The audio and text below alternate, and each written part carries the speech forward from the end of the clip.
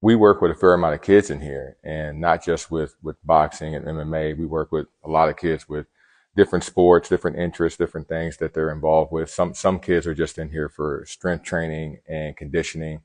They want a place that's a little bit more quiet and and a place that's kind of removed from, being at school and having people know them and being able to kind of work a little bit more free in a space. And we all were like that at some point in time in high school or middle school or whatever it may be, where you want to do things, you don't want to be subjected to criticism, amongst your peers at that age. And, some of that stuff is unavoidable. Some of those things you need to kind of get resilient at and grow a tough skin. And some of that we can develop in here through just training and just the ups and downs and the trials and tribulations of training, and that come with it, and building that character as take some of the things you do here, mentally and emotionally wise, and take it outside and how you can deal with other aspects in your life. We try to teach the kids some of those things as they go through whatever training they're doing, whether that be sports, whether that just be like the interest, whatever it may be. We don't highlight the kids that much because we just don't subject them to the social media piece of it. We don't like filming the kids and having to worry about that, especially like preteens, and having to worry about being, judged or looked at or criticized, like based off what gets put up. And this is in no way any type of shade towards other businesses or other gyms that do that. We understand that it's of great value if you can show yourself or your business working with kids and you're trying to promote a program that's positive for children to come in and work out. We understand that. It's just our personal choices, not filming the kids and as much and have them have to worry about such a thing. And again, they already deal with that criticism in just like their daily lives of working, of walking around wherever they are in school. And to not have to deal with that on a social media platform, as beneficial as it can be, it also we all know, kind of can have like a negative side. If someone looks at their form and technique and starts criticizing them, and the kid's not, being mature enough to understand, like, not to worry about those things. And and we wish that you wish there was a healthier space to put it, because you do want to show children, especially to motivate other children, that when you're showing them in the early stages of things, of trying to get better at something, trying something new, and not being great at it, and you're not supposed to be great at it when you first start off, and the benefits of not being great at it, because it helps you develop like your character, it helps you develop your resolve, your resiliency as not only like a person, but like as an athlete as well. You want to be able to show that to other children, because I would say that that's one of the main concerns we get from parents and from kids also. Like they come in, or when they first come in, or they inquire about what we do, one of the main concerns is like, oh, the kid is worried about like not being good. And we have to give parents and the kid themselves a little bit of comfort, saying they're not supposed to. That is the expectation. You are not supposed to be good at this. It's the first time you've done it, whether that be boxing, whether that be MMA, whether that be any other sport you're trying, maybe you're trying to develop something different in your sport, or, after we kind of assess and look at like what you're doing and we understand what you're trying to do, looking at, okay, this is where we got to start at. And then what we're starting at is something you've never done before, like footwork. Footwork is something that a lot of kids very early don't emphasize. They emphasize like the big stuff, like their quads, and obviously like youngsters want to show off their arms. Like they emphasize those things, but don't look at more the foundational pieces of building up their strength in their sport or their activity, and something as small as like just building up their ankles and their feet. They just don't look at it that way.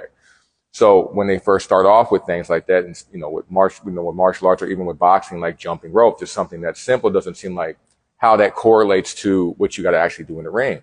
So when they first start off, they're not great at it. And when they're in a group setting and they start going and they start tripping all over their feet, they start, looking around like, oh, I look like an idiot here. And we comfort them like, you're supposed to. And these kids started off the same way. Like they started off when they first jumped rope, like their feet weren't great, and like yours will get better as you stay with it. And you want to encourage that in children, because like when you give them a chance and you give them the opportunity to hold themselves accountable for what they're doing and their behavior, and not just their behavior like physically, but their behavior mentally as well. Like you give them a chance to rise above the adversity they have to go through with training. And like they do miraculous things, and they do miraculous things physically, and they do miraculous things emotionally and mentally. And you see them develop into the strength they can develop in here, and how that can also transition into developing into what they do in class and in school. Delico and I can account for that the amount of kids who have improved academically from just being in here and having something discipline to look forward to, and passionately put their best foot forward and try and do it over and over again, and it not go well, and then it goes well, and how that can be, how you can incorporate that, just that mentality also when they go into school and academically, it's been widely beneficial.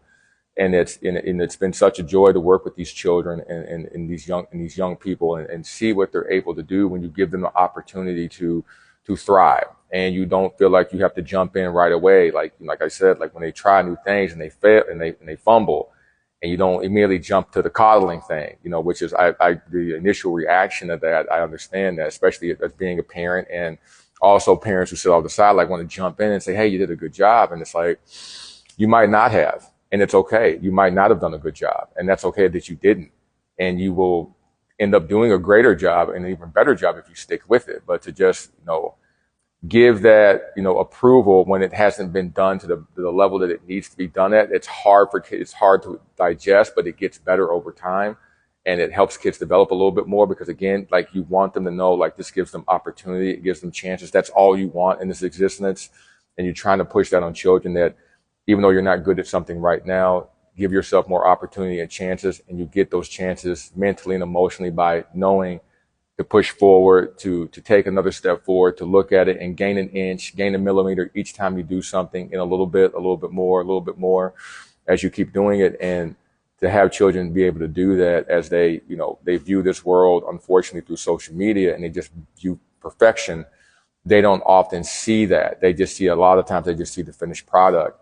And just viewing the finished product, you miss the massive beneficial component of development, and at its early stage of not being good at something, and then growing as you go over time, and the missteps that have to happen, the failure that has to happen. And we do a good job of trying to instill that in the children here. Like, you must fail. You must fail many, many, many times. You must fail after putting your best foot forward, putting your best preparation for it. You did everything you were supposed to do, and you still failed. Good. The next thing after that will be better. And you keep pushing, and you keep grinding, and you keep getting better at those things, and you will continue to improve.